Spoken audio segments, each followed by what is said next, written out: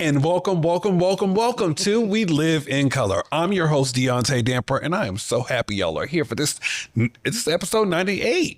Yay. Okay, we got 2 more to 100. I'm so excited, but I need y'all to do me a favor before we start. Like, share, and subscribe to Converge, where you can learn more about Coleman Commons. All my friends are dope, and the pop-up. Go to whereweconverge.com to see why Black media matters. And it matters today because we are embarking on history this coming weekend. That's right. Pacific Northwest Pride is back with their 8th annual event with a fun-filled weekend. And I have one of the founders here and one of my mentors.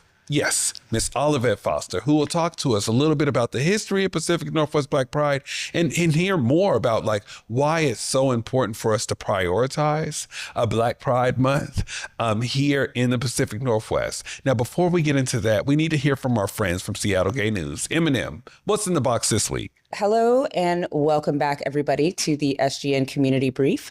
I am Maddie Mooney. And I'm Madison Jones. First time trying that out. So, yeah. Yeah, you did great. You did awesome. Well, you know, I feel like once I get in front of the camera and there's not like a set thing to say, I'm like, it's like stage fright, like being 7th grade talent show all over again. So, well, you've been crushing it all season. So amazing. Yeah. Thank you so much. I appreciate that. And yeah, well, so we're down to our last few episodes of the season. We've been mixing it up with some We Live in Color quandaries. Absolutely. Last time you dipped into the Quandary Bowl, and so maybe this week I will give it a shot. Let's do it. All right.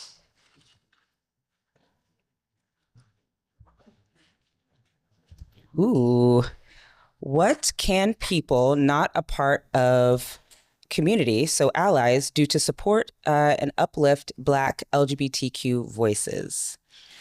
That's a good one. I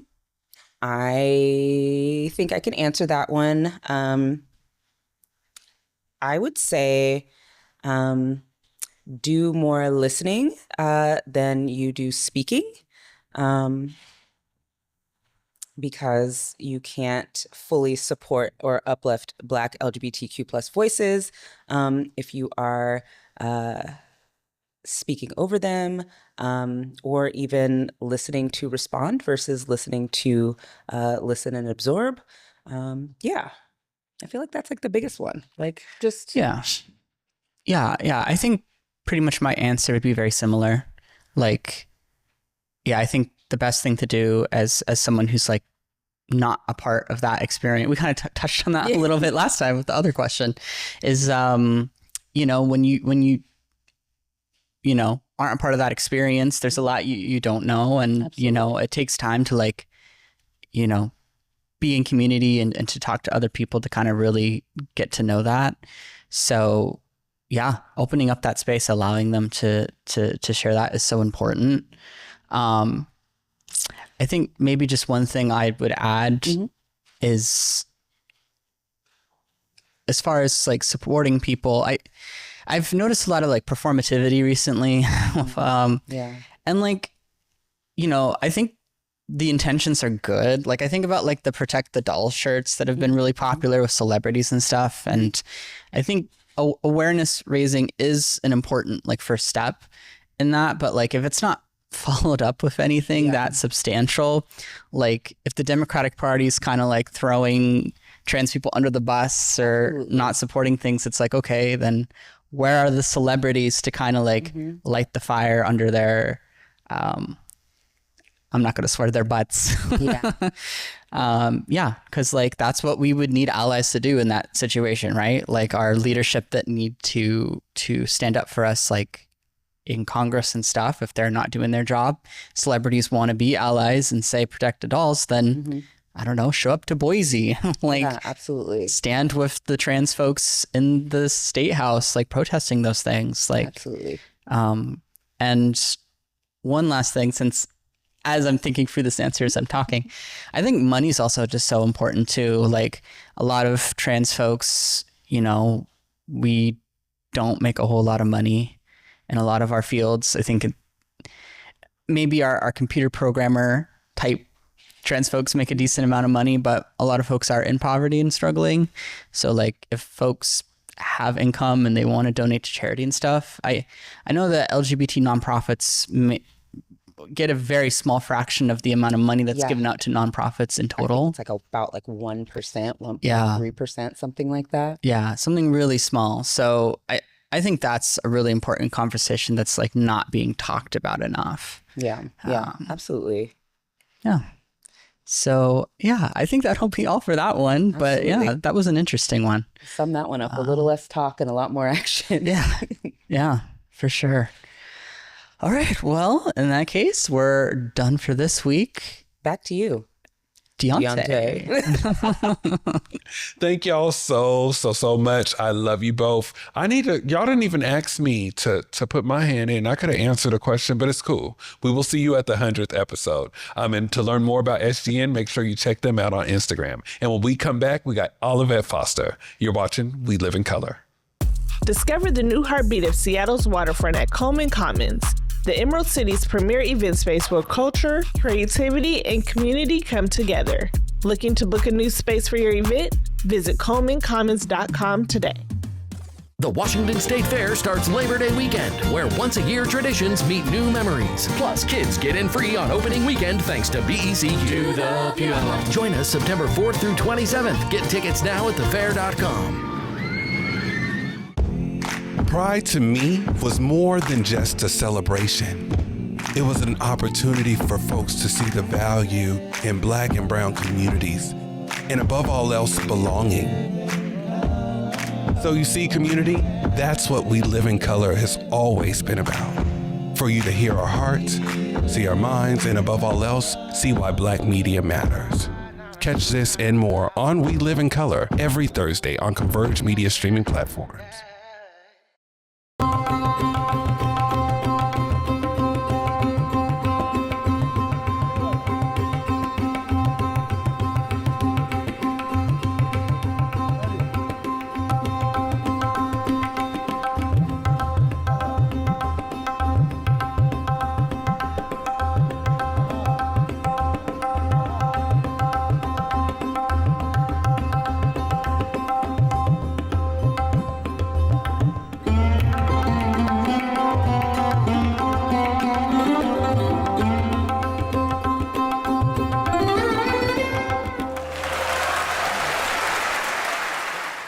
And welcome back to We Live in Color.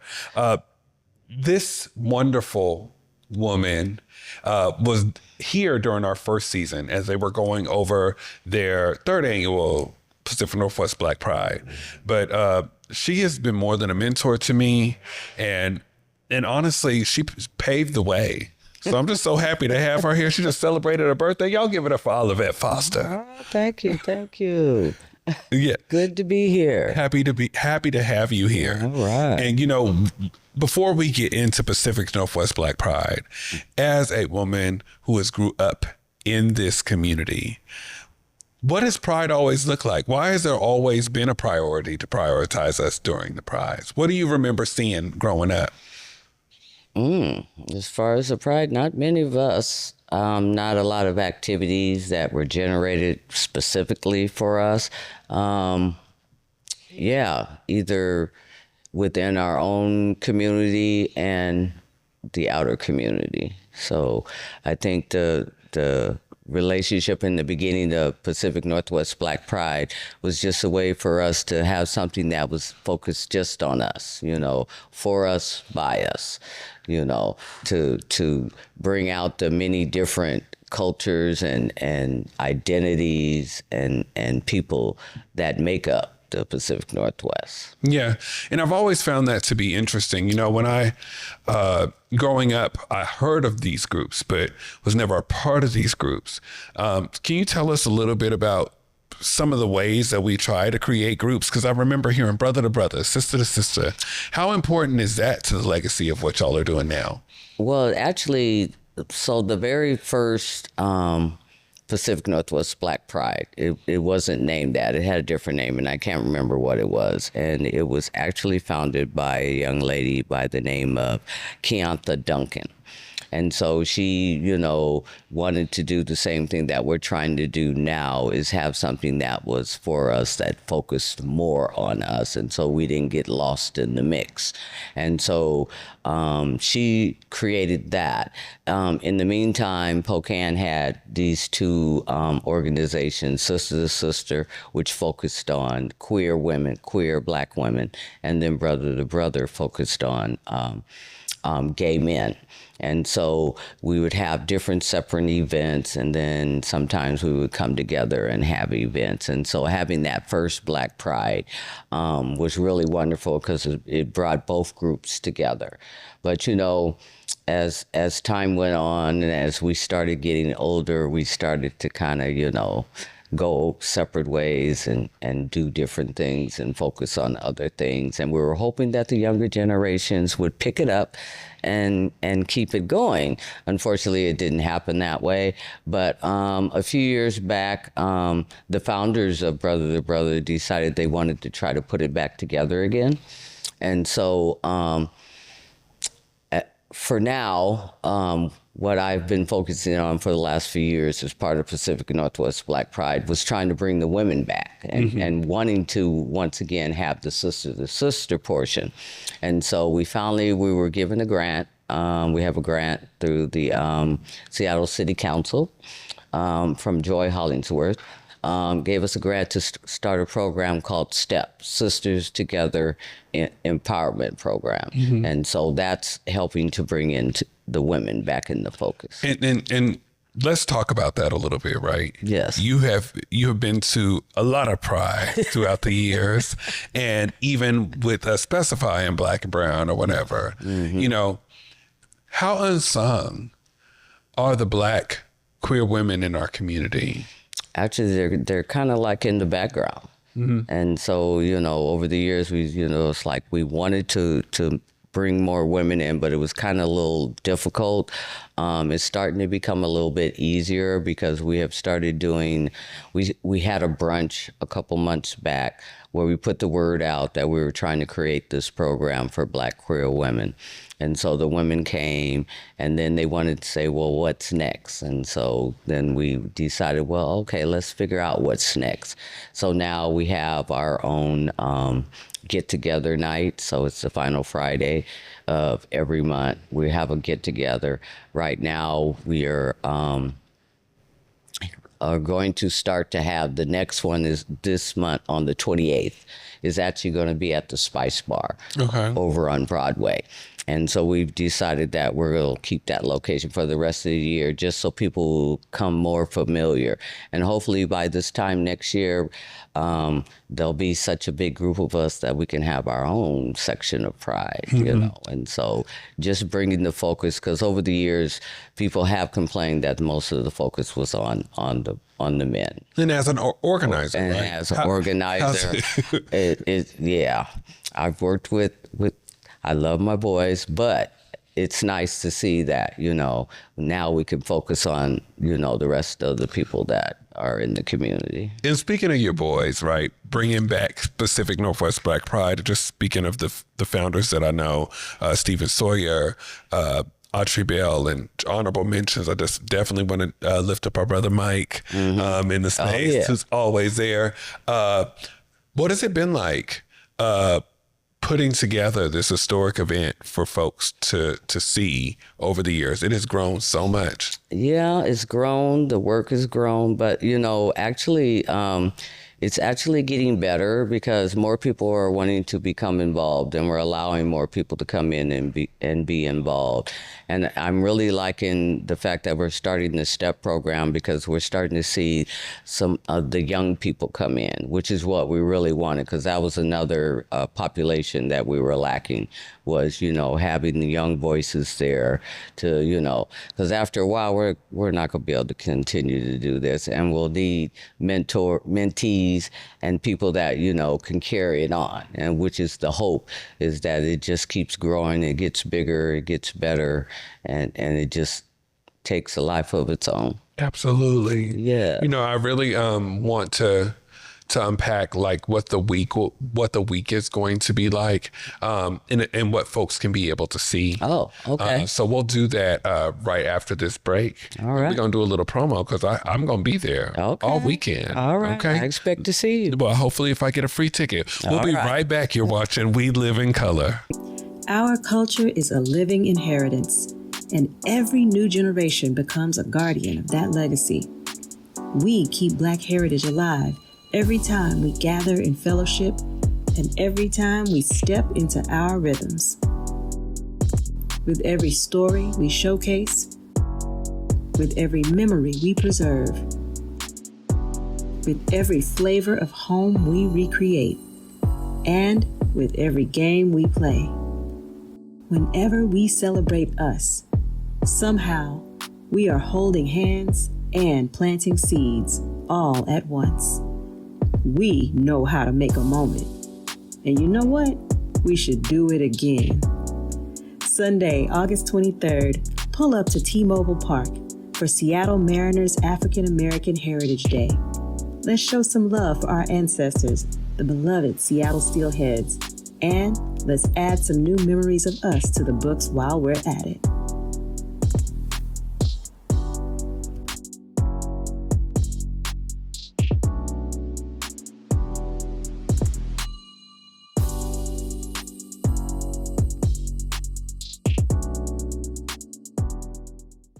And we're back with We Live in Color, and I'm here with one of the founders of Pacific Northwest Black Pride, Olivette Foster. All right. All right. You saying all right? Because we're in for a treat this weekend, Yes, right? you are. You are. So tell us, what are the things that are going to be happening Friday to Sunday? So we can. Okay, so Friday we're going to kick off with our opening reception.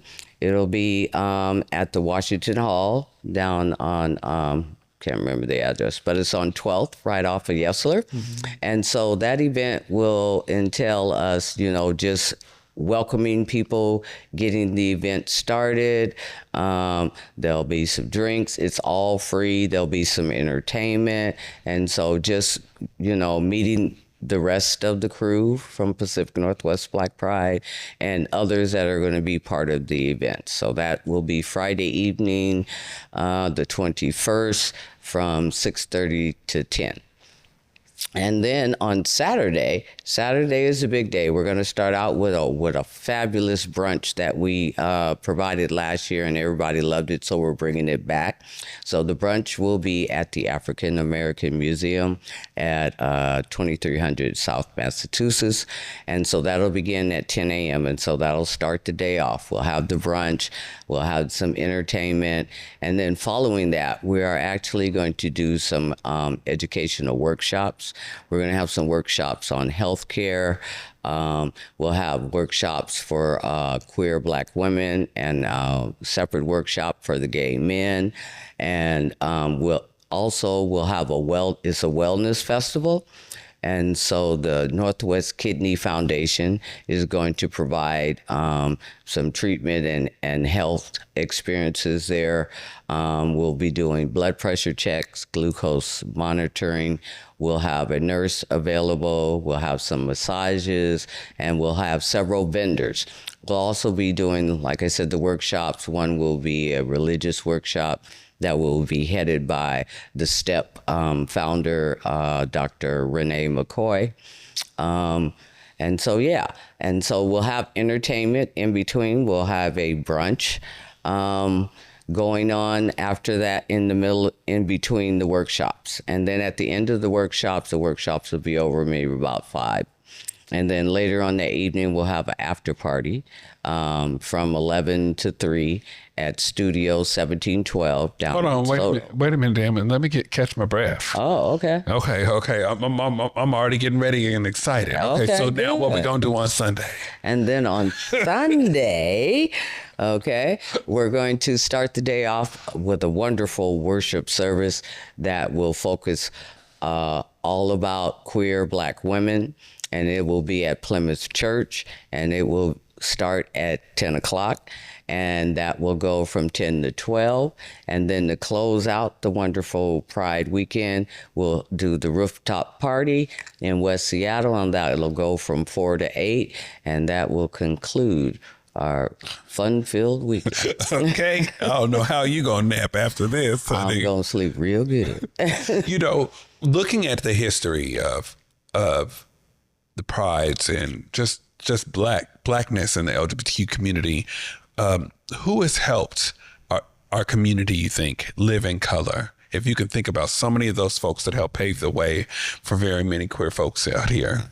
Well, as I said, the young lady that did the very first Black Pride, Keonta Duncan, let's see, Alia Messiah. I forgot to tell you, we're having awards for some of our LGBTQ community members on Friday night at the reception. Okay. I forgot that part. I'm Okay, very we forgot sorry. that part, but it's happening. Yeah, but okay. those are a couple of the women that have been really helpful for me in the community. Mm-hmm. Yes. Okay. Well, you know, when I think about Pride, because I was around for the first 3 years of Pride, 3 or 4. Either way, I was there for a while. But when I can think about someone who's really helped pave the way for Pride, it was Kenny Joe. Oh. Like being able to, every reception that was there, Yes. he had the flower he had the placements. flowers. And I was always structured to go pick him up before the events. And it was just, there was just something just so safe with him. And he introduced me to so many great folks, Marie Cadet being like one of them. But everybody in Seattle knows who Kenny Joe is. And just always just that smile and just and didn't want anything out of you, but just for you to love on yourself. Yeah. Right. Yeah. And I miss him. Yeah, and I think that's what Pride's all about. So definitely lifting up both of those folks, and we want folks to get out there, Miss Olivette. Yes, please come out, enjoy, join us. Look at the camera right there and do it. Go ahead. Please come out and join us. You're going to have a wonderful time. There's lots of great entertainment. Just come and join us. Be part of. We don't care. Just come. And y'all can check that out on all Pacific Northwest Black Pride, all social media streaming platforms or social media platforms. Yes. And, you know, tell your friends, tell your mama, tell your grandma. We gonna be outside. You know, before this show wraps up, I just have to say how much I appreciate you. Appreciate you. You always met people where they were at to figure out where they could go. And I know we're embarking on episode 100 coming up, but I just thank you for always advocating for me when I didn't know how to believe in myself. And I think that there are very many folks and leaders out here that have learned so much from you, loving on them. So just thank you, Olivette. You're welcome. You know, I love you. And love Miss Tony too. Love your wife too. Tell her I said hi. Yes, I will. And thank you, community. Thank you. We got a really, really, really special treat for you for episode 99. But in the meantime, continue to walk with love, and we will see you next week. We almost close to 100.